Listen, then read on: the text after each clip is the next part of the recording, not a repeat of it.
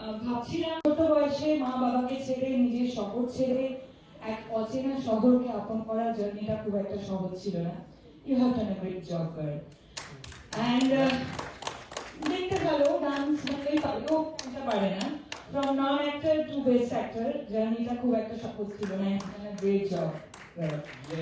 আর এখানে যারা যারা অ্যাসপায়ারিং নায়ক নায়িকারা আছে বা যারা জুনিয়র্স এখনো ভাবছে নায়ক নায়িকা বা যে কোনো ফিল্ডে, তাদেরকে এটা বলতে চাই যে স্বপ্ন দেখা বন্ধ করবে না। চোখ বন্ধ করে স্বপ্ন দেখো, চোখ খুলে স্বপ্ন দেখো।